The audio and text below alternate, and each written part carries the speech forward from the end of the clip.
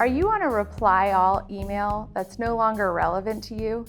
Do you have a thread in your inbox where you no longer need to see the responses?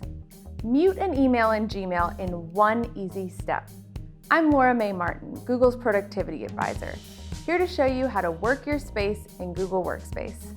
Today we'll show you how to mute an email in Gmail. In Gmail, select the conversation you want to mute. Then click the three dots and select Mute. After you mute a conversation, it's removed from your inbox and archived. You can still see the conversation in All Mail with a muted label applied. So there you have it.